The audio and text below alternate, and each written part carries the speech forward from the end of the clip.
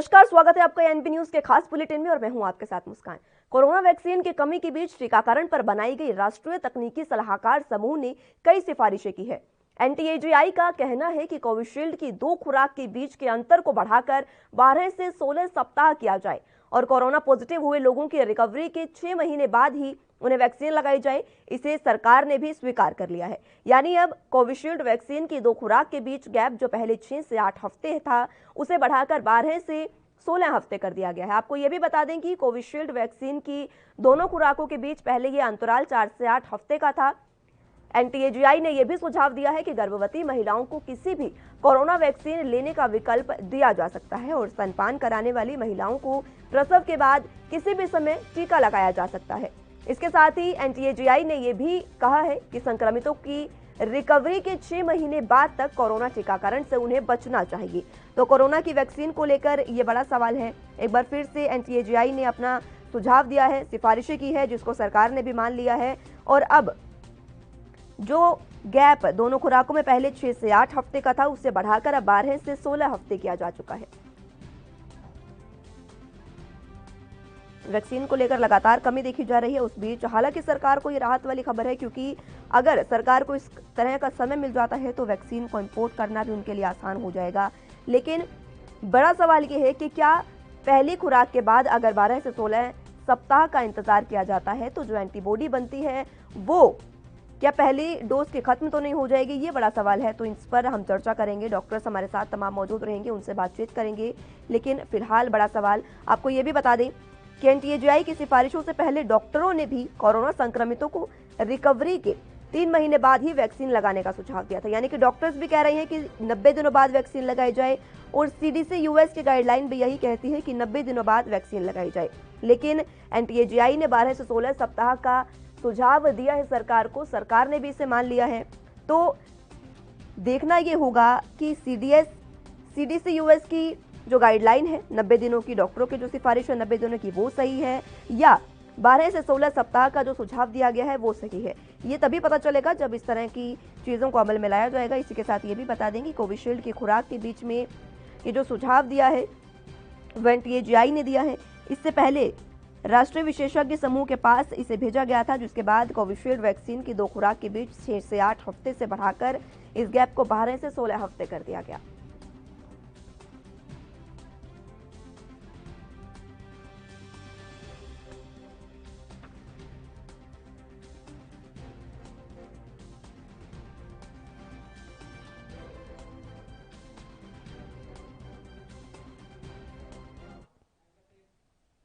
Corona vaccination को लेकर जिस तरह से गैप बढ़ा दिया गया है, इसी पर आज हम चर्चा करेंगे। हमारे साथ संदीप चौधरी राजनीतिक विशेषज्ञ हैं, जुड़ चुके हैं हमारे साथ लाइव। संदीप जी, स्वागत है आपका एनबी न्यूज पर। सर, मैं आपसे ये जानना चाहूंगी कि जिस तरह से इस वैक्सीन के गैप को बढ़ाया गया है, क्या सरकार को इस बीच समय दिया गया है कि कोरोना की वैक्सीन को वो इंपोर्ट कर सके या सरकार ने भी सुझाव को मान लिया है? क्या आप कहना चाहेंगे? आप इसे किस तरीके से देखते हैं?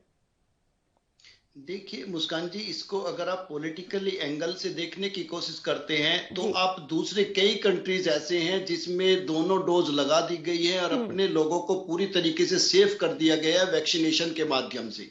और वही इंडिया में काम उल्टा हो रहा है। जिस तरीके से यहाँ पे वैक्सीनेशन हो रहा है, कहीं पे वैक्सीन नहीं है, कहीं पे वैक्सीन मिल रहे हैं और अब ये गैप बढ़ा दिया गया है सेकंड वैक्सीन का, क्योंकि जिनको एक वैक्सीन लग चुका है वो दूसरा वैक्सीन लगवाने के लिए वेट कर रहे हैं, वो सेफ होना चाहते हैं। लेकिन हकीकत यह है कि आपके सिस्टम की पोल खुल जाती है, आपकी तैयारियों की पोल खुल जाती है कि आपके पास अभी फर्स्ट वाला वैक्सीन भी तैयार नहीं है लगाने के लिए, सेकंड वैक्सीन की आपकी तैयारियां नहीं है, इसलिए आपने उस चीज का गैप बढ़ा दिया है। तो मैं ये मानता हूं कि हमारा जो सिस्टम है, जो हमारी तैयारियां हैं, जो हमारी सरकारें हैं, वो इसमें पूरे तरीके से फेल हो चुकी है। और इसके लिए आप देखेंगे कुछ टाइम में राज्य सरकारें या दूसरी सरकारें जो भी रहेंगी वो इस तरीके के इनिशिएटिव लेना स्टार्ट करेंगी। जैसे अभी राजस्थान सरकार ने लिया, राजस्थान सरकार ने फैसला लिया है कि अगर हमें यहां से हमारा वैक्सीन नहीं मिल रहा है और महंगा मिलता है तो ऐसे में हमें बाहर से दूसरे देशों से अपना वैक्सीन मंगाना चाहिए। जी ठीक है संदीप जी, हमारे साथ फोन लाइन पर डॉक्टर आरएम तिवारी भी हैं, चिकित्सक, वो भी जुड़ चुके हैं।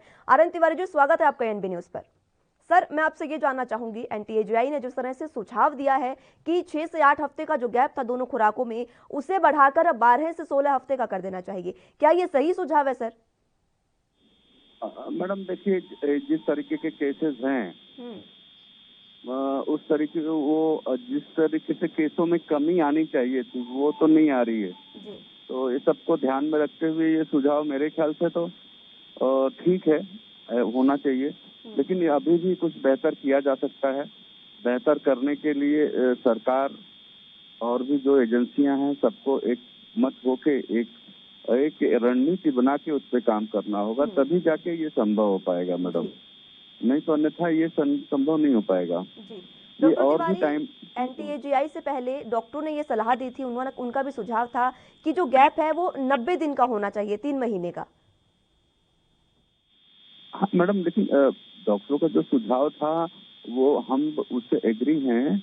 हमारा भी मत है कि समय तो होना चाहिए, लेकिन क्या है कि सारी चीजें अभी कुछ भी हम कंट्रोल नहीं कर पा रहे हैं। ये चीज आप भी देख रहे हैं, हम भी देख रहे हैं, और सारा देश देख रहा है कि चीजें कंट्रोल में नहीं है। क्या टाइम होगा, कैसे होगा, क्या कर पाएंगे, कोई एक पुख्ता रणनीति के तहत हम कोई डिसीजन नहीं ले पा रहे। कोई कुछ बोल रहा है, कोई कुछ बोल रहा है, मतलब क्या करना है, एक मत होके, मैंने पहले भी कहा कि एक मत होके हमें एक रणनीति बनानी होगी, एक लाइन ऑफ एक्शन डिसाइड करना होगा कि हमको करना क्या है, और उसके रिगार्डिंग उसी के से हमको सबको मिलके, सभी को मिलके एक साथ काम करना होगा, तभी जाके संभव होगा मैडम। डॉक्टर तिवारी, इतना जो समय दिया गया है, हालांकि पहले 6 से 8 हफ्ते का जो गैप था, कहा जाता है कि अगर आप पहली डोज लगवाते हैं और समय पर दूसरी डोज अगर आप नहीं लगवाते, वो एंटीबॉडीज नहीं बन पाती है। तो अब इतना समय बढ़ा दिया गया है, क्या अब एंटीबॉडीज में कोई दिक्कत नहीं होगी? मैडम, एंटीबॉडी जो है हर आदमी पे अलग अलग, हर आदमी के स्टेमिना और हर आदमी की कैपेसिटी के हिसाब से, उसके बॉडी के रेजिस्टेंस पावर के हिसाब से काम करता है। जो समय दिया गया है, इस समय में एंटीबॉडीज तैयार होने की ज्यादातर संभावना है। वीक से वीक अगर रेजिस्टेंस पावर का आदमी होगा तो भी ये एंटीबॉडी तैयार होगी।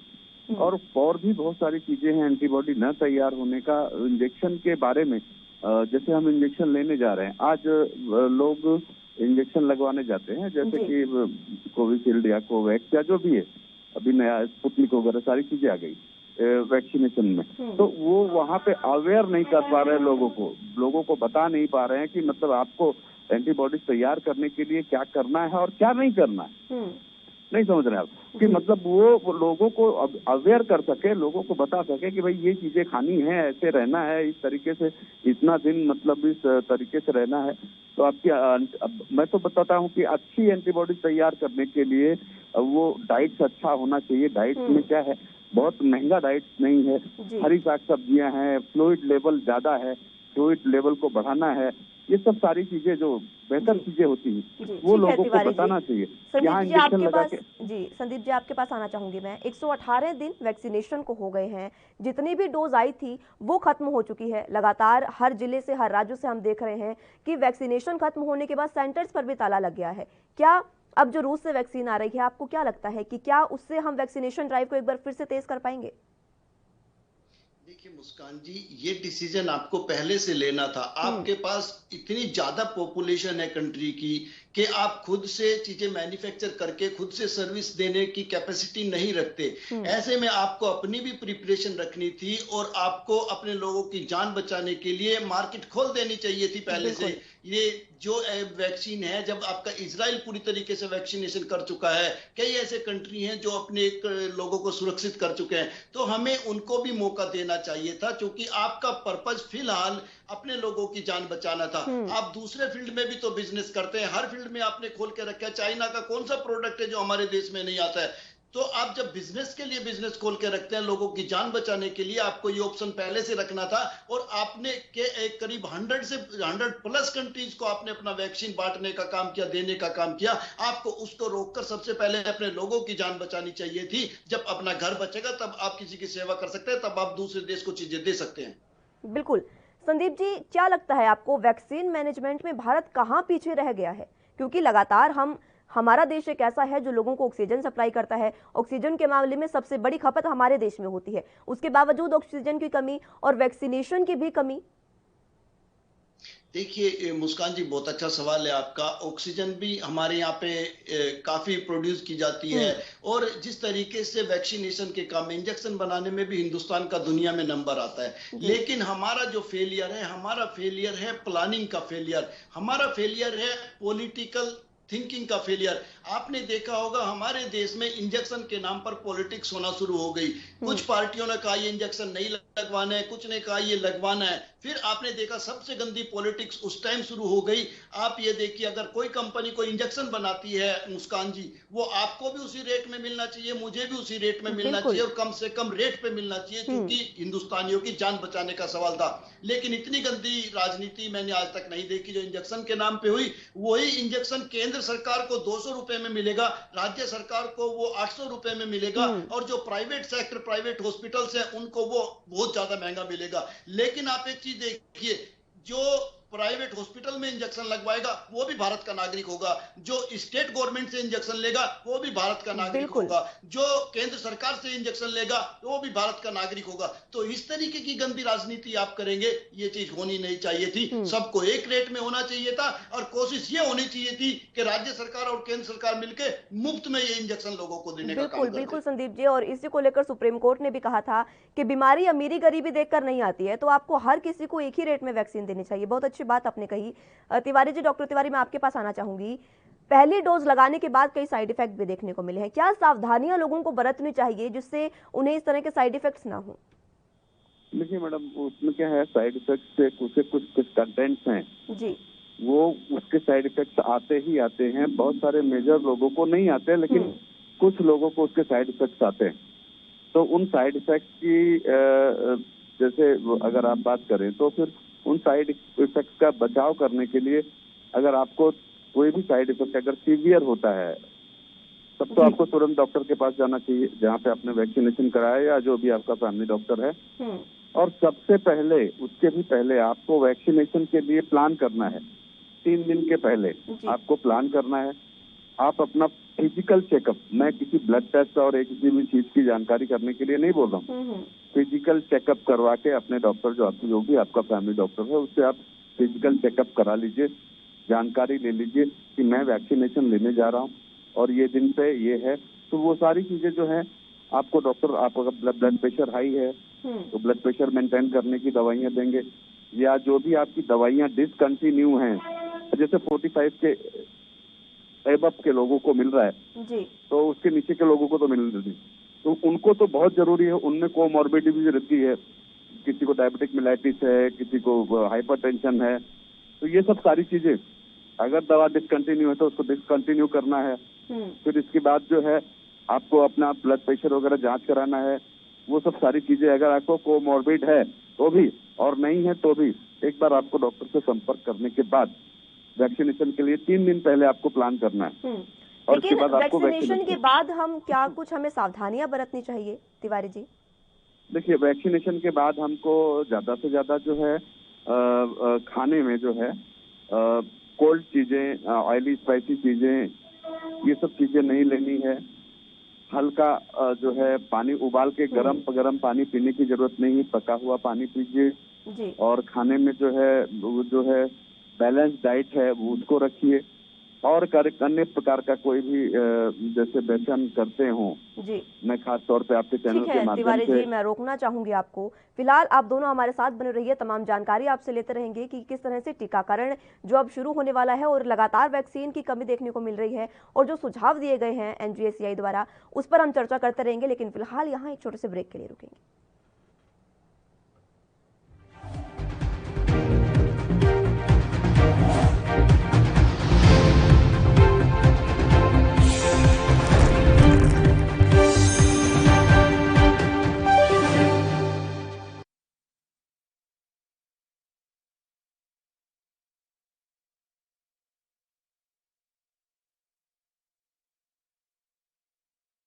गुरु तेग बहादुर सिमरिए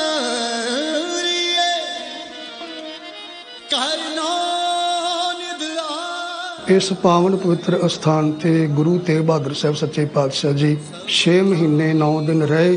गुरु तेग बहादुर साहब सच्चे पातशाह जी ने गंगा जमुना सरस्वती का जो सुमेल है इस स्थान ਤੇ ਇੱਕ ਪਵਿੱਤਰ ਖੂਹ ਹੈ, ਉਸ ਖੂਹ ਵਿੱਚ ਕਰਵਾਇਆ।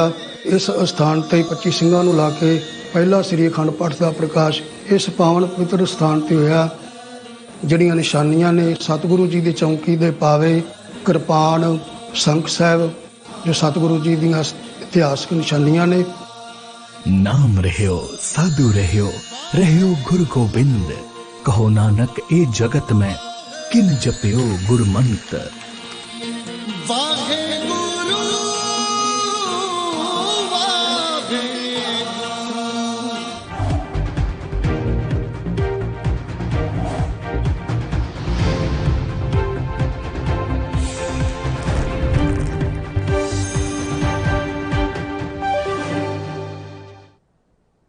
एनटीएजीआई ने जिस तरह के सुझाव दिए हैं उस पर हम चर्चा कर रहे थे। तमाम गेस्ट हमारे साथ मौजूद हैं, उनसे एक बार फिर से बातचीत करेंगे। संदीप जी, आपके पास मैं आना चाहूंगी। वैक्सीनेशन की जिस तरह से कमी देखने को मिल रही है, क्या लगता है कि केंद्र और राज्य सरकार में तालमेल की भी कमी यहां पर देखी जा सकती है? जिस तरह से वैक्सीनेशन लगातार दिल्ली में की अगर हम बात करें तो केजरीवाल लगातार, अरविंद केजरीवाल कह रहे हैं कि हमें ये कमी है, कभी ऑक्सीजन की कमी, कभी वैक्सीनेशन की, तो क्या तालमेल की कमी यहां पर देखी जा सकती है? जी, मैंने बताया तालमेल की भी कमी है, लेकिन तालमेल की कमी के साथ साथ लोगों की जान के साथ राजनीति हमारे देश में इंजेक्शन के नाम पर हो रही है। क्योंकि ऑक्सीजन प्रोवाइड कराने का काम केंद्र सरकार का है, इंजेक्शन प्रोवाइड कराने का काम केंद्र सरकार का है, और ऐसे में राजनीति ऑटोमेटिक स्टार्ट हो जाती है। क्योंकि दिल्ली में आप देखेंगे एक दूसरी पार्टी जो केजरीवाल की पार्टी है वो आम आदमी पार्टी की सरकार है। इसी तरीके से आप राजस्थान की, पंजाब की बात करेंगे तो वहां पे कांग्रेस की सरकारें हैं, कहीं बीजेपी की सरकार है। तो इस तरीके की चीजें देखने को मिल रही है, जबकि इस टाइम पर हमें राजनीति भूलकर, हमें पार्टियां भूलकर किस की पार्टी है, केवल हिंदुस्तानी बनकर और हिंदुस्तान के नागरिकों के लिए काम करने की जरूरत थी। ये इस चीज से इनकार नहीं किया जा सकता। दिल्ली एक घनत्व वाला स्टेट है, वहां पे लोग ज्यादा रहते हैं, तो हमें यह नहीं देखना चाहिए था वहां सरकार किसकी, हमें यह देखना चाहिए था सबसे ज्यादा पॉपुलेशन यहाँ पे है हिंदुस्तान के किसी भी कोने में, चाहे आप साउथ की बात कर दिए, नॉर्थ, ईस्ट, वेस्ट, कहीं से भी पेशेंट को जब प्रॉब्लम होती है तो वो दिल्ली की तरफ भागता है। तो हमें यह नहीं देखना चाहिए था दिल्ली में सरकार किसकी, हमें यह देखना चाहिए था कि दिल्ली में हिंदुस्तान के कोने कोने से आया हुआ पेशेंट है और उसको दवाइयों की भी जरूरत है, उसको ऑक्सीजन की भी जरूरत है, उसको आपके इंजेक्शन की भी जरूरत है। तो आप दिल्ली से स्टार्ट कीजिए और दिल्ली से पूरे देश में अपनी फैसिलिटीज को फैलाइए। फिलहाल दूसरे सभी प्रोजेक्ट रोक करके हेल्थ पे काम करने की जरूरत थी, इंजेक्शन लगाने की जरूरत थी, क्योंकि ये चीज साबित हो चुकी है कि जिन लोगों को वैक्सीनेशन हो चुका है, जिनको 2 इंजेक्शन लग चुके हैं, वो कहीं ना कहीं दूसरे लोगों से ज्यादा सेफ हो जाते हैं, ज्यादा सुरक्षित हो जाते हैं। बिल्कुल तिवारी जी, जिस तरह की आपने बात कही कि अगर केंद्र और राज्य सरकारें मिलकर काम करती तो सुप्रीम कोर्ट भी इसमें दखल ना देती और उससे दखल देना भी नहीं पड़ता, ये भी काफी महत्वपूर्ण है। तिवारी जी, आपके पास मैं आना चाहूंगी। ब्लैक फंगस नाम की एक बीमारी भी कोरोना के साथ साथ लोगों में फैल रही है, इसका कोई खास कारण, क्या इम्यूनिटी कम होने की वजह से इस तरह की बीमारियां लोगों को घेर रही हैं? कोई भी वीकनेस हो या कोई भी बीमार, कोई भी इलनेस हो, उसके बाद आपको वीकनेस आनी है। दूसरा कारण, बड़ी मात्रा में जो है, जो ऑक्सीजन, जो पेशेंट जो O2, अभी क्या है सबसे बड़ी प्रॉब्लम क्या हो रही है कि O2 की कमी, ऑक्सीजन की कमी हो जा रही है पेशेंट को, ब्लड में ऑक्सीजन की कमी हो जा रही है। तो ऑक्सीजन जो लगातार कंटिन्यूअस लग रहा है, तो वो जो पानी है, जिस पानी के माध्यम से आपने देखा होगा तो बॉटल में जो आपका सिलेंडर है, सिलेंडर में पानी भरा रहता है, उसमें से ऑक्सीजन आती है, वो पानी नियमित बदला जाना चाहिए। और लंबे समय तक ऑक्सीजन होने की वजह से अंदर जो है, नाक के अंदर जो है साइनसाइटिस वगैरह, और ये गले में फेरेंजाइटिस और भी तमाम तकलीफें आ रही हैं, टूथे के ब्लैक फंगस, ये फंगस जो है, और अनवरत जो है ये जो इंजेक्शन वगैरह, रेमडेसिविर वगैरह या स्टेरॉइड का लगातार इस्तेमाल किया जाता है इसमें, इस केसेस में, कोरोना केसेस में, तो उसका ये साइड इफेक्ट है मैडम कि ये ब्लैक फंगी जो है आ जा रहा है। तो इसके लिए भी, अवेयरनेस के लिए भी मैंने पिछली बार जागरूकता के लिए भी लोगों से निवेदन किया था, और फिर मैं वापस से आपके चैनल के माध्यम से निवेदन करूंगा, जो लोग कोरोना पॉजिटिव होने के बाद, रिकवर होने के बाद अपने घर जा चुके हैं, वो समय समय पे अपनी जांच कराते रहते हैं। किसी भी प्रकार का कोई भी अगर ऐसा लक्षण मिलता है तो तुरंत जो है उसको दिखाया जाए, ताकि वो आसानी से रिकवर हो सके। उसको उसका ट्रीटमेंट किया जा सके, समय रहते उसका इलाज हो सके। नहीं तो बीमारी बढ़ जाती है, समस्याएं बढ़ जाती हैं, इसके बाद लोग आते हैं तो फिर रिजल्ट बहुत कम आता है। और आपने देखा भी होगा कि बहुत सारे लोग जो है इसमें महाराष्ट्र में तो लगभग ये संख्या 8-10 के ऊपर पहुंच चुकी है, ब्लैक फंगी वाले पेशेंट्स की डेथ हो चुकी है। बड़े तिवारी जी आपने बताया, जी डॉक्टर तिवारी आपने बताया कि वैक्सीनेशन कोवैक्सीन और जिस तरह से रेमडेसिविर वगैरह जो दवाइयां उन्हें दी जा रही हैं, स्टेरॉइड दी जा रहे हैं, उसके साइड इफेक्ट हैं ये। तो यानी कि अगर मरीज को कोरोना हो गया तो उसको रेमडेसिविर और ये सब चीजें तो स्टेरॉइड तो देना ही है, और इस तरह के अगर साइड इफेक्ट होते हैं तो उनका बचना किस तरह से संभव है सर? एक तरीका है कि अपने को क्या करना है। शुरुआत के 5 दिन तो आपको नॉर्मली फीवर वगैरह आता है, उस पीरियड में जो है स्टेरॉइड का उपयोग न करें, स्टेरॉइड वगैरह का उपयोग न करें। वो क्या है, हो सकता वायरल है, वायरल आने के बाद बहुत सारे लोग तो अपने आप रिकवर हो जाते हैं। हाँ, जिसकी सिचुएशन लगातार गिर रही है, इसमें थोड़ा सा वाच करना होगा। मैं अपने कलीग से, मैं अपने भाइयों से, मैं अपने डॉक्टरों से ये निवेदन करूंगा कि इस पे थोड़ा सा ध्यान दें, क्योंकि जो भी रिजल्ट आ रहे हैं, जो भी मैंने देखा है अभी तक, ये नतीजा है उसका। और रही बात लगातार जो है इम्यून लोडर जो इम्यूनिटी बढ़ाने वाली चीजें, ये सब चीजें जो अब वो कोरोना पेशेंट तो माउथ वॉश कुछ ओरल बहुत मुश्किल से ले पा रहे हैं। जो 5 दिन के बाद के केसेस हैं, 5 से 7 दिन का पीरियड है, उसके बाद के जो केसेस हैं उनका खाना पीना छूट जाता है, वो खा पी नहीं पाते, टोटली ऑक्सीजन डिपेंड होते हैं, टोटली जो है इंजेक्शन से डिपेंड होते हैं, ये सब सारी चीजें। तो मैं ये नहीं कह रहा कि मतलब उन दवाइयों का उपयोग हो, लेकिन एक तरीके से हो जो जिसको नीडफुल है। एकदम से फटाफट रिकवरी के चक्कर में कहीं ना कहीं हमसे गलती होती है, और पेशेंट में वो रिकवरी का, अभी जैसे कि पेशेंट अभी कल ही एक पेशेंट मेरा रिकवर होके आया, तो मैंने उसको इमीडिएट उसका जो है ये डायबिटिक मेलाइटिस वगैरह जो और बीमारियां थी उसकी तुरंत जांच करा ली। वो जांच कराना जरूरी है। अगर उसने जांच कराया, उसको अदर कोमॉर्बिड है, तो डायबिटिक मेलाइटिस है या और कोई बीमारी है, तो उसको ये फंगी का इन्फेक्शन होने के, ब्लैक फंगी के इन्फेक्शन होने के ज्यादा चांसेस रहते हैं मैडम। ये दोनों चीजें, टेक्निकल चीजें आपको समझनी पड़ेंगी। कोमॉर्बिड वाले लोग ज्यादा हैं इसमें, ठीक है, जो इनकी डेथ हुई है ब्लैक फंगी की वजह से।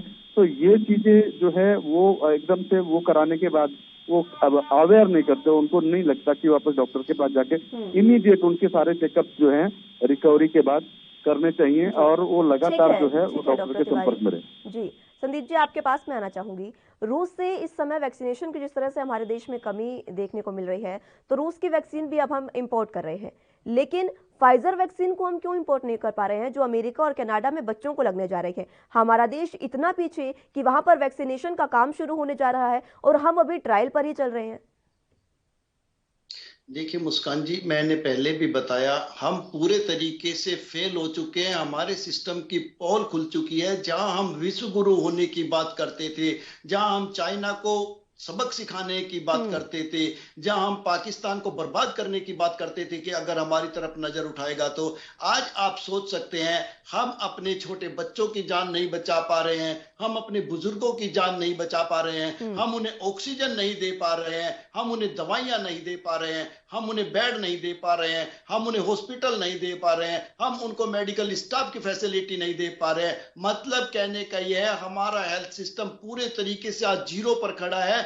और मुस्कान जी, अगर ये प्राइवेट हॉस्पिटल्स नहीं होते, ये मेदांता जैसे हॉस्पिटल्स नहीं होते, आज की तारीख में आप मेदांता की विजिट कीजिए, जितने आपके एमपी हैं, जितने आपके एमएलएज हैं, जितने मंत्री हैं, जितने वीआईपीज हैं, सब प्राइवेट हॉस्पिटल्स में हैं। इसका मतलब आप समझ सकते हैं कि सरकारी सिस्टम में केवल गरीब और आम आदमी है, वो मरने के लिए है। ना वहां ऑक्सीजन है, ना वहां पे बेड है, ना वहां पे दवाइयां हैं, ना वहां पे डॉक्टर है, ना वहां पे किसी तरीके की कोई दूसरी फैसिलिटी है। अगर वहां पे फैसिलिटी होती, वहां पे सब चीजें होती, तो हमारे जो मंत्री हैं, हमारे सांसद, ये सब मेदांता जैसे प्राइवेट हॉस्पिटल्स, निजी हॉस्पिटल्स की तरफ नहीं भागते, ये सरकारी सिस्टम की तरफ चलते। लेकिन कुल मिला के सरकारी सिस्टम जनता के मरने के लिए बचा है, और इस बारे में सरकारों को सोचना पड़ेगा। जिस जनता ने ये सरकारें बनाई हैं, जिस उम्मीद से सरकारें बनाई हैं, अभी तक केवल ये झूठे वादे वादे वादे करके, सपने दिखाकर सरकारें बनती रही हैं। अब जनता को हकीकत देखनी पड़ेगी और हकीकत समझ के सरकारें बनानी पड़ेगी। और जवाबदेही तय करनी पड़ेगी। जब नेता हमारे बीच वोट मांगने के लिए आए कि हमारी हेल्थ के लिए क्या सिस्टम है, अगर कल मैं बीमार हो जाता हूं तो आप मेरे लिए क्या करेंगे, मेरे बच्चों को पढ़ाई के लिए आप क्या करेंगे, इन चीजों के लिए आपको जवाबदेही तय करनी पड़ेगी। और ये बदलाव जनता ला सकती है जब जनता सवाल करना शुरू करेगी, जब जनता बोलना शुरू करेगी। ठीक है संदीप जी तिवारी जी, मैं एक बार फिर से आपका रुख करना चाहूंगी।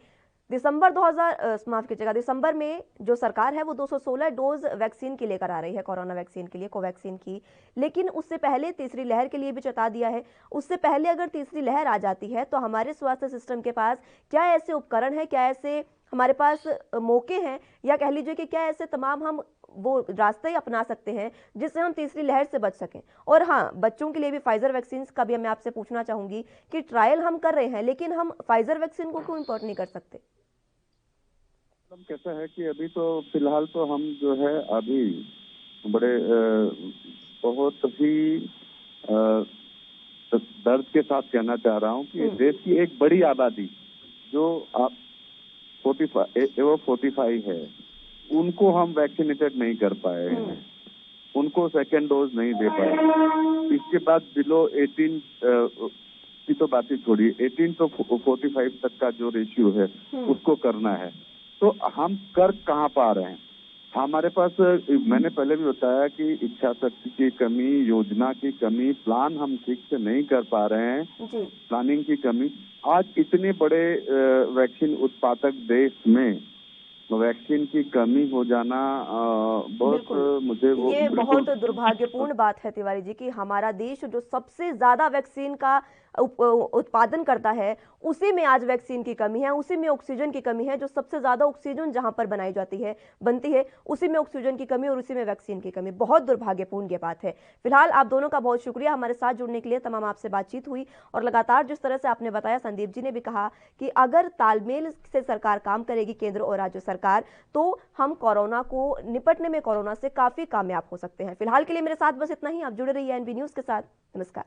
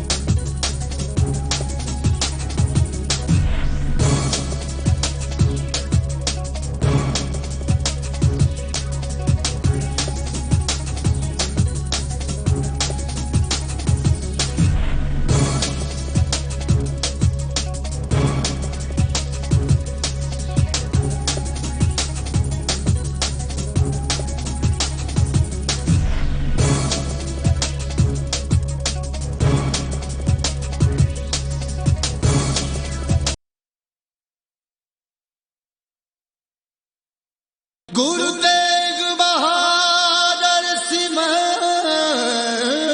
फतेह प्रतिष्ठान ਧੰਨ ਧੰਨ ਗੁਰੂ अर्जुन साहब की शोभ प्राप्त ਧੰਨ ਧੰਨ गुरु तेग बहादुर शोभ प्राप्त है, जिसका नाम गुरुद्वारा गुरु का बाग है।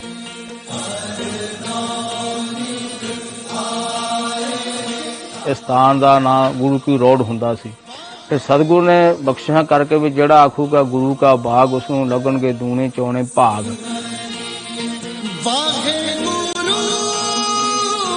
ये सतगुरु का सांझा स्थान है धन गुरु तेग बहादुर गुरु अर्जुन साहब का। ਧੰਨ ਗੁਰੂ ਤੇਗ ਬਹਾਦਰ ਸਾਹਿਬ ਜੀ ਦਾ ਪ੍ਰਕਾਸ਼ ਇਸ ਸਥਾਨ ਤੇ ਹੋਇਆ। ਇਸ ਪਾਵਨ ਸਥਾਨ ਤੇ ਧੰਨ ਗੁਰੂ ਤੇਗ ਬਹਾਦਰ ਸਾਹਿਬ ਜੀ ਦੇ ਪ੍ਰਕਾਸ਼ ਦਿਹਾੜੇ ਸਮੂਹ ਸੰਗਤਾਂ ਵੱਲੋਂ ਸ਼ਰਧਾ ਭਾਵਨਾ ਤੇ ਸਤਿਕਾਰ ਸਹਿਤ ਮਨਾਏ ਜਾਂਦੇ ਹਨ।